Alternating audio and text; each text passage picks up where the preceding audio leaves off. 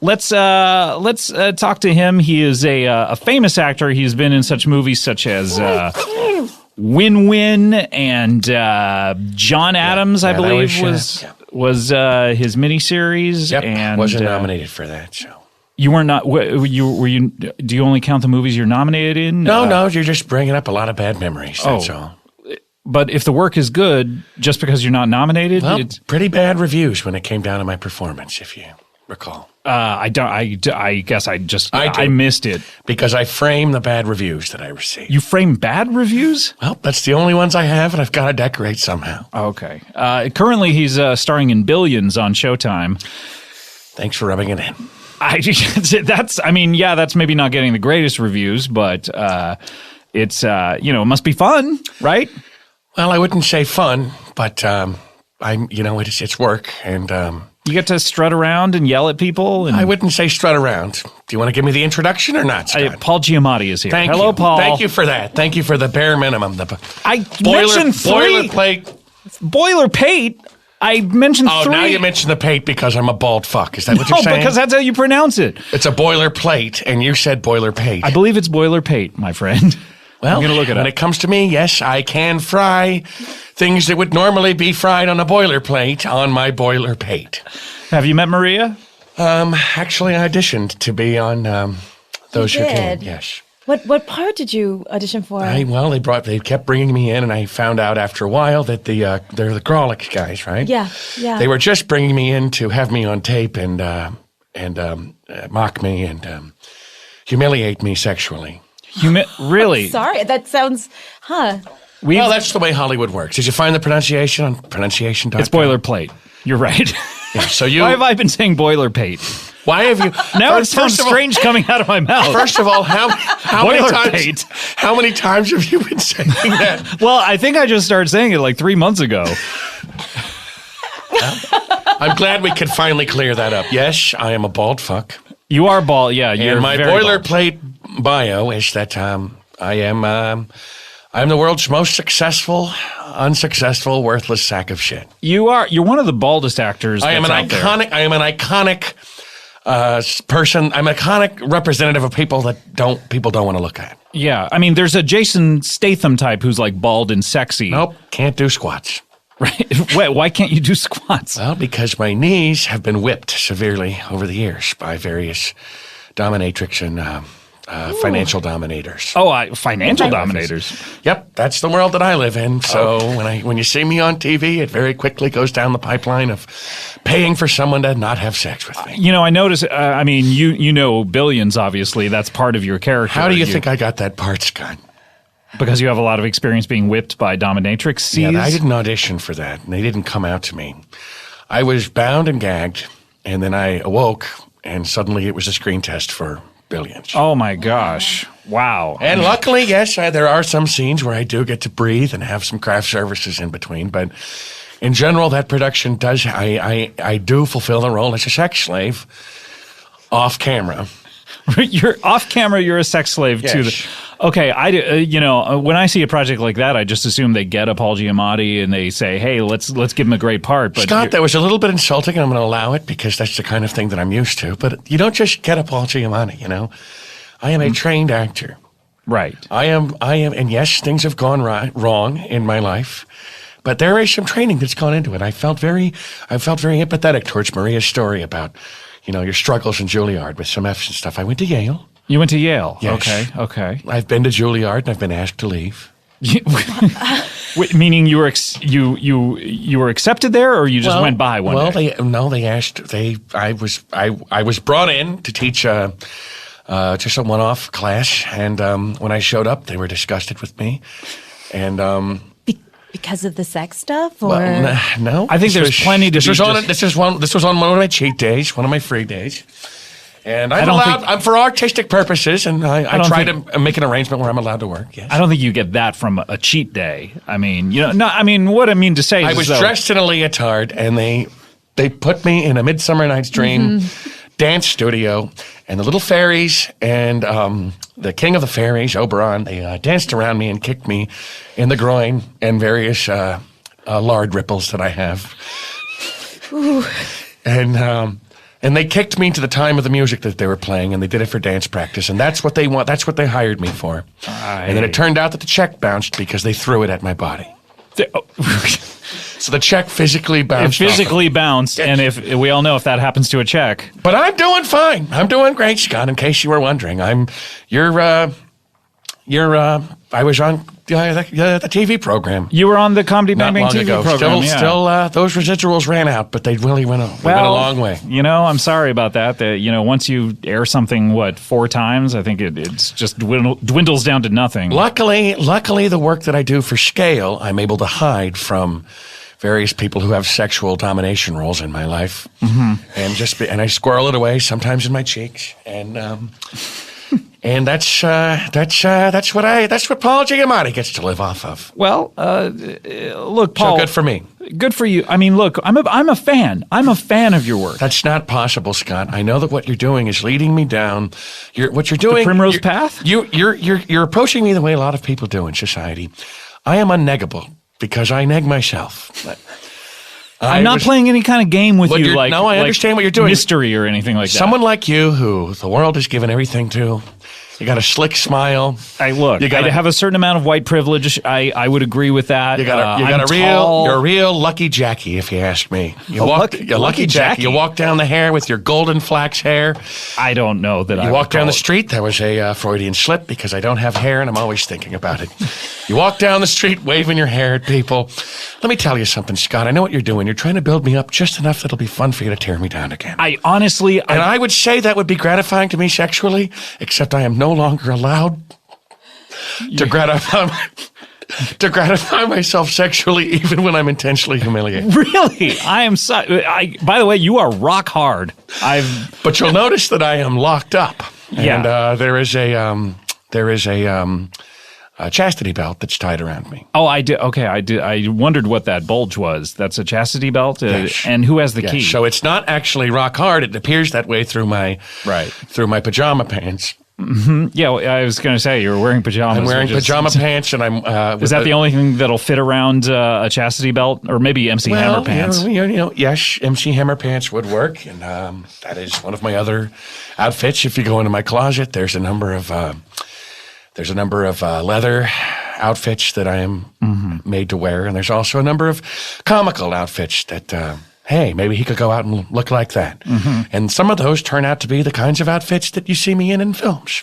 Right. A real stupid looking sweater and professor looking get up. And there have been different people in my life who've been hate lovers over the years, and they will dress me in something that looks like a professor who can't get laid, and they go, "Hey, go out into Hollywood and play a professor who can't get laid," and that's my life. What about in Straight Outta Compton? You were the sort of money grubbing Jewish. Thanks for I was trying to avoid the anti-Semitic angle.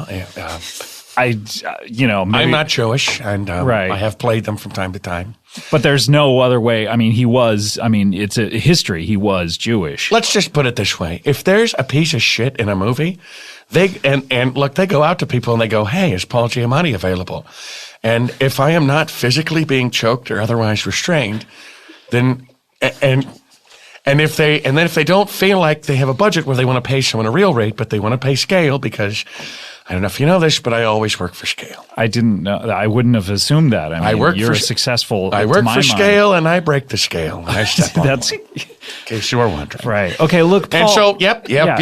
Paul, thanks for bringing it up, Scott. Paul. In Straight Outta Compton, I played the one white guy who betrayed the rap geniuses who all got laid. Guess who didn't get laid in that film? Yeah, I wouldn't expect them to follow a side story where Jerry Heller is getting laid. Bumblefuck record promoter. Well, I barely wanted to see NWA getting laid. I was very uncomfortable in that scene. I don't want to see you. I'm a trained actor, which means I can play parts that are not losers. But they never give me those opportunities. If you remember in 12 Years of Slave. 12 Years of Slave? Yes. If you remember the film 12 Years of Slave, I played a very ruthless slave dealer. Right. And I was there slapping people and being very rude to them. Being very rude. Yes, I would say that about slave owners. It was rude what they did. Well, I was being rude in an on-screen way to hammer home the point that slavery was bad. The face of slavery was Paul Giamatti, if you recall. Yeah. And when they I've always associated it with you since. And when they wanted to have somebody come down and be the good guy, white guy, guess who they got? Brad fucking Pitt. That's who they fucking got, Scott. I know. Brad Pitt. You and Brad Pitt walking down, waving your hair, getting kicked off your private planes because you lunched at your teenage kids. Can I give you an analogy? When you go see a Lord of the... Give me an analogy, and I'm just going to turn it into a simile. And Maria, you would agree with this. When you go see a Lord of the Rings movie, you know someone's a bad guy because they're ugly. You know, you see a troll, they're ugly, you know they're a bad guy, and you don't feel bad about the good guys who are the handsome guys, like chopping off their heads and stuff. That's the purpose that you serve. What I'm saying is that is unfair to those of us who are unfortunate in our appearance, almost to the point of being a disability. That I am not a bad guy, but I have been ruthlessly forced into that box, into that veal pen, if I might say. And yes, there are some productions where my dressing room has been an actual veal pen. All right. Oh, look, Paul, we need to take a break. And I was lucky that I screamed loud enough that they would let me out of it. All right. I am not a bad fucking guy. All right. I am merely a talented actor who can play as bad as I look. All right. We need to take a break. Paul, I'm sorry to set you off somehow just from an introduction. I'm sorry, Scott. It's just the holidays coming up. I know it's your show. This is one of the shows that I'm actually grateful for with the holiday season. Thank you. We're going to talk about Thanksgiving when we come back, right? Well, that's fantastic. I hope I'm still here. We're going to take a break. Maria, you can think about what you want to say after the break. And we're gonna be right back with we have a small business owner coming up as well. So all of that and more. We'll be right back with more Comedy Bang Bang after this. Comedy Bang Bang, we're back here. Those Who Can't's Maria Thayer is here with us, and Thursdays 10:30 certainly. Yes, that is a true statement. It is a true statement. And we also have Paul Giamatti from Private Parts, the Howard Stern movie. What was the name of your character? To many people in America, that was the debut of Paul Giamatti in the silver screen. And my character was Pig Vomit. Right, that's right. Pig Vomit. Yeah, I remember you from it, but I didn't remember that. In fact, if I walk on street level around New York City, people still scream at me, Pig Vomit. Do they? Wow. Where else could you walk around New York City? Well, I've taken to try, as much as possible, I stay underground. I walk through the subway, if there's a long subway route through Penn Station or whatever. Closed off subway, you know those routes? Or I go from car to car, and no, I don't have a limousine. I do lift like the next guy. Sometimes I drive the lifts, and sometimes people give me very bad reviews because of my appearance. Oh, really? Or because they didn't like my performance in Private Parts. Private Parts was the name of it. Howard Stern got laid. Not a particularly good-looking guy, but he was smart enough to put himself on the top of that. He put himself right next to you. Yeah, he managed to find someone that made him look good. And it's like, oh wow, okay, I get how Howard Stern could get laid. So I hope people appreciate at least the work that I've done for other people and giving, not even giving back, just giving and giving. Never even got anything to give back for. Just giving and giving and giving, letting other people get laid because everybody looks good next to Paul Giamatti. Yeah, I mean, you were in the Amazing Spider-Man 2. Like a curdled bucket of yogurt. Yeah, you played the Rhino in Spider-Man. Yep. That must have been fun. That was 12 weeks of intense physical therapy to get that rhinoceros horn sanded off of my face. Wait, that wasn't a suit? That was physically actually grafted onto my face. By the time I went, they said it was going to be just some prosthetic makeup, and they put me under. I went under anesthesia. They said, it's going to be 12 hours of prosthetic makeup. So I said, sure, put me under. And when I woke up, they had a rhinoceros horn on my face. Wow! So they surgically grafted it to your face. If you notice that. There's just a gray tint to parts of my face. Let me Pate. I said it again, Pate. That's all I can think of. You said it this time. Yep. What about Sideways? You got to, you were the hero in that, sort of, and you got to be real with hero. Virginia Matt. A real hero, a guy who steals money from his mother in the early scenes and then drives drunk around Sonoma County and Napa Valley. Yeah. Desperately getting drunk. I looked like a fucking grape. And in fact, I have a speech where I call myself a Pinot grape in that film. Right. And somehow, yes, at the very end of the film, just so the audience doesn't come out just fucking vomiting popcorn. They go, hey, make them theoretically get laid. Let's not have sex on camera. Sure. But Do you want that? You want to literally have sex on camera? Well, it's not up to me, actually. It's going to happen sooner or later because the condom proposition went through. And wait, does that affect you? The condom proposition yes, that we voted on because, recently? I'm actually the spokesman for Cuckold Condoms. Oh, really? Yep, You're a Cuckold brand condoms, and now I'm. I see it. Yeah, I see. Like when they talk about cucks and yeah, yep. That's actually you're the image that comes into my mind when I hear that well, word. my face is on the front of the condom package, and if you don't mind, I'd like to make a little change and just say, if you're a cuckold or if there's someone in your life who has a larger piece of anatomy than you do, who's taken over your household, let's put it mildly, then take it from me, Paul Giamatti. Cuckold condoms are large enough to fit the person who they should be fitting. And you're perfectly allowed to So these are condoms. open it up and put it on a larger member of someone who's going to take care You're of it. actually forced to put the condoms on the person who's having Sometimes sex you're with forced and sometimes it's just habit. Right. Back in the habit.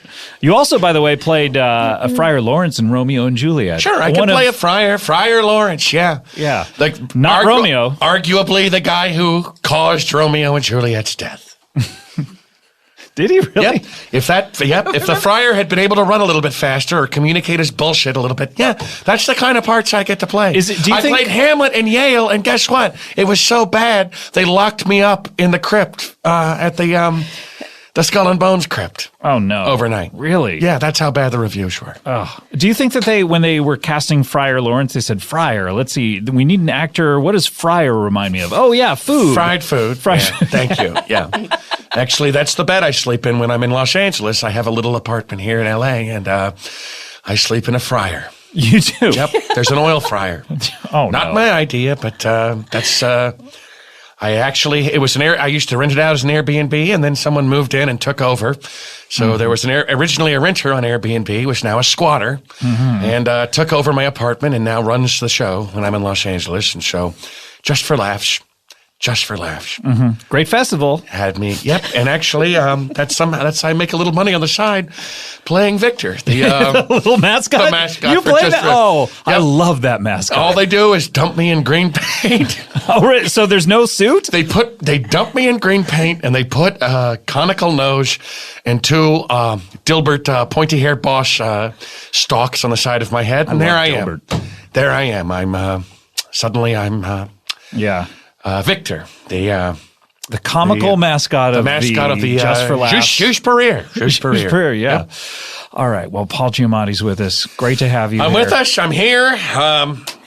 This has actually been the best year of my life, I've got to say. It has. Great. Oh, okay. And you want to, you mentioned it's Thanksgiving week, obviously, and you wanted to tell us what you were thankful for. Well, if we're doing that, we can do that. I mean, you want to do that with the group, and we want to go around round table. We could introduce our next guest if you would rather let's do that. introduce Why the don't we next do that? guest. Let's Okay. look, you don't want to leave the camera lingering on Eeyore for the entire Winnie the Pooh miniseries. That's true. By the way, I am in a dark reboot of Winnie the Pooh, and I am playing a very gritty, suicidal Eeyore. Spoiler alert. He tries to kill himself in the first episode. In the first episode. Yes. Wow, but unsuccessful. Unsuccessful, but he's locked up in a mental institution. Oh my God. Yeah. And the only therapy they have is to try to pin the tail on Eeyore and pin other things on Eeyore. Oh, I see. And I've been physically hurt by that process. Okay. You looking forward to that? Well, it's currently shooting. That's one of the things I'm here to promote. Yeah. Okay. Very